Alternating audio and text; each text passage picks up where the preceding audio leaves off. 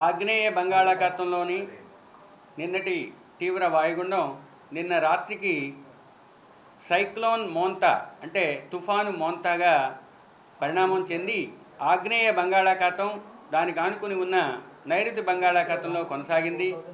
అది ప్రస్తుతం తుఫాను మోంతాగానే కొనసాగుతూ నైరుతి బంగాళాఖాతం, దానికి ఆనుకుని ఉన్న పశ్చిమ మధ్య బంగాళాఖాతం మరియు ఆగ్నేయ బంగాళాఖాత పరిసర ప్రాంతాలలో ఉన్నది. అది ఉత్తర వాయువ్య దిశలో పయనిస్తుంది. ఈరోజు ఉదయం 8:30 చెన్నైకు 520 కిలోమీటర్ల దూరంలో తూర్పు ఆగ్నేయ దిశలో కొనసాగుతుంది. కాకినాడకు 570 కిలోమీటర్ల దక్షిణ ఆగ్నేయ దిశలోను, విశాఖపట్నానికి 600 కిలోమీటర్ల దక్షిణ ఆగ్నేయ దిశలోను, గోపాల్పూర్కు 750 కిలోమీటర్ల దక్షిణ దిశలోను కొనసాగుతుంది. ఇది రాబోయే 24 గంటల్లో మొదట ఉత్తర వాయువ్య దిశలోనే పయనిస్తుంది. పయనించిన తర్వాత రేపు ఉదయానికి పశ్చిమ మధ్య బంగాళాఖాతంలో తీవ్ర తుఫానుగా పరిణామం చెందే అవకాశం ఉన్నది. ఉత్తర వాయువ్య దిశలోనే పయనించి రేపు అనగా 28వ తేదీ సాయంత్రానికి రాత్రికి మధ్యలో ఆంధ్ర కోస్తా తీరంలో అనగా కళింగపట్నం మచిలీపట్నం మధ్య కాకినాడకు అతి సమీపంలో తీరాన్ని తాకే అవకాశం ఉంది. తీరాన్ని తాకే సమయంలో బలమైన గాలులు 90 నుంచి 100 కిలోమీటర్ల వరకు, గరిష్టంగా 110 కిలోమీటర్ల వరకు చేరుకునే అవకాశం ఉంది.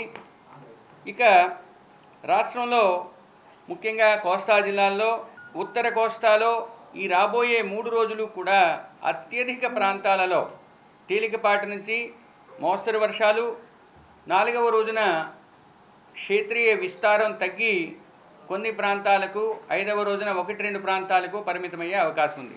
ఇక దక్షిణ కోస్తా జిల్లాల్లో ఈ 2 రోజులు కూడా అత్యధిక ప్రాంతాలలో తేలికపాటి నుంచి మోస్తరు వర్షాలు, 3వ రోజున పలు ప్రాంతాలలో, 4వ రోజు తరువాత విస్తారం తగ్గి 1-2 ప్రాంతాలకు పరిమితమయ్యే అవకాశం ఉంది. ఇక ఉరుములు మెరుపులు రాబోయే 5 రోజులు కొనసాగే అవకాశం ఉంది. తరువాత 3 రోజులు కూడా ఉత్తర దక్షిణ కోస్తా జిల్లాల్లో కొన్ని ప్రాంతాలలో భారీ నుంచి అతి భారీ వర్షాలు, 1-2 ప్రాంతాల్లో అత్యంత భారీ వర్షాలు నమోదయ్యే అవకాశం ఉంది. ముఖ్యంగా 4వ రోజున ఉత్తర కోస్తాలో భారీ వర్షం కూడా నమోదయ్యే అవకాశం ఉంది 1-2 చోట్ల. ఇక నిర్దిష్టంగా చెప్పాలంటే కోస్తా జిల్లాలైన విజయనగరం, విశాఖపట్నం, అనకాపల్లి, కాకినాడ, కోనసీమ, పశ్చిమ గోదావరి, కృష్ణా, బాపట్ల, ప్రకాశం, పొట్టి శ్రీరాములు, నెల్లూరు జిల్లాలోని 1-2 చోట్ల ఈరోజు రాబోయే 24 గంటల్లో కొన్ని ప్రాంతాలలో భారీ నుంచి అతి భారీ వర్షాలు, 1-2 చోట్ల అత్యంత భారీ వర్షాలు పడే అవకాశం ఉన్నది. ఇక శ్రీకాకుళం, పార్వతీపురం మన్యం, అల్లూరి సీతారామరాజు, తూర్పుగోదావరి, ఏలూరు, ఎన్టీఆర్, పల్నాడు, తిరుపతితో పాటుగా రాయలసీమ జిల్లాలైన చిత్తూరు, అన్నమయ్య, వైఎస్ఆర్ కడప, నంద్యాలలో 1-2 చోట్ల భారీ నుంచి అతి భారీ వర్షాలకు ఆస్కారం ఉంది. ఇక ఈ 24 గంటల్లో పశ్చిమ రాయలసీమ అయిన కర్నూలులోను, అనంతపురంలోను, శ్రీ సత్యసాయి జిల్లాలోనూ 1-2 చోట్ల భారీ వర్షపాతం నమోదయ్యే అవకాశం ఉంది.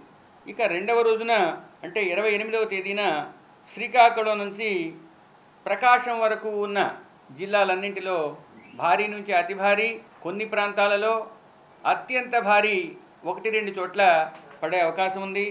ఇక ప్రకాశం, నెల్లూరు, తిరుపతి, అన్నమయ్య, వైఎస్ఆర్ కడప, నంద్యాలలో 1-2 చోట్ల భారీ నుంచి అతి భారీ వర్షపాతం 2వ రోజు నమోదయ్యే అవకాశం ఉంది.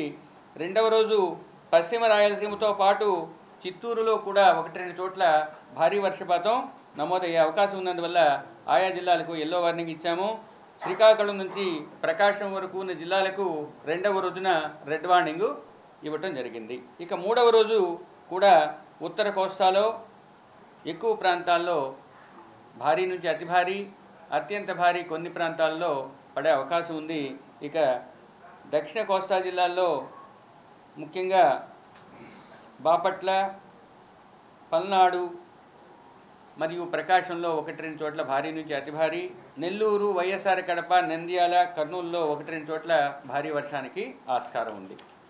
వీటితో పాటుగా ఈరోజు తీరం వెంబడి తీరం ఆవల 45 నుంచి 55, గరిష్టంగా 65 కిలోమీటర్ల వేగంతో ఈదురుగాలు వీచే అవకాశం ఉంది. కోస్తా తీరంతో పాటు ఆనుకుని ఉన్న సముద్ర ప్రాంతంలో కూడా అనుకూలంగా లేనందువల్ల మత్స్యకారులు ఈ రోజు నుంచి 4 రోజుల వరకు వేటకు వెళ్ళవద్దని హెచ్చరికలు జారీ చేయడం జరిగింది.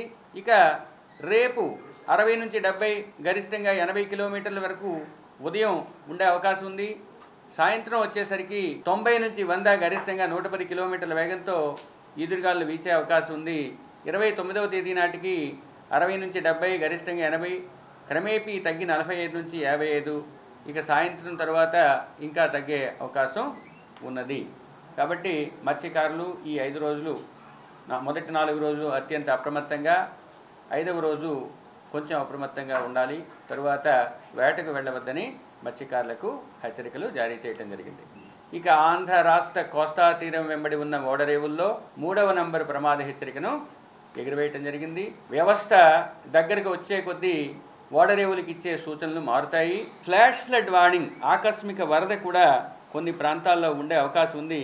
తీవ్ర తుఫాను భూమిపైకి వచ్చిన తరువాత కూడా దాని యొక్క ప్రభావం ఉంటుంది. కొన్ని గంటల తరువాత అది తుఫానుగా మారి తరువాత తీవ్ర వాయుగుండంగా, ఆ తదుపరి వాయుగుండంగా కూడా మారే అవకాశం ఉంది. అందుకని 29వ తేదీని కూడా దాని ప్రభావం ఉంటుంది. కాబట్టి కోస్తా జిల్లాల మీద భారీ నుంచి అతి భారీతో పాటు 1-2 చోట్ల అత్యంత భారీ వర్షాలకి ఆస్కారం ఉన్నట్టు మీకు తెలియజేయటం జరిగింది. ఒకటి, ఇది నిరంతర పరిశీలన చేయటం జరుగుతుంది. ఎందుకంటే ఈ పరిణామం అనేది క్రమక్రమంగా మారుతూ ఉంటుంది.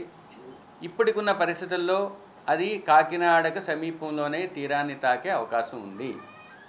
తీరాన్ని తాకే సమయంలో 90 నుంచి 100, గరిష్టంగా 110 కిలోమీటర్ల వేగంతో బలమైన గాలులు వీచే అవకాశం ఉంది. కాబట్టి ముఖ్యంగా కాకినాడ పరిసర ప్రాంతాల్లోనూ కోస్తా తీరంలోనూ చాలా చోట్ల తీసుకోవాల్సిన జాగ్రత్తలు ఇంపాక్ట్ బేస్డ్ ఫోర్కాస్ట్ ద్వారా తెలియజేయటం జరిగింది.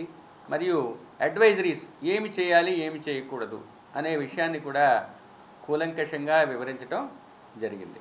కాబట్టి ప్రజలు, మీడియా, అలాగే వివిధ వర్గాల వారు ఈ సూచనలని పాటించి తమను తాము రక్షించుకోవాల్సిందిగా కోరడమైనది.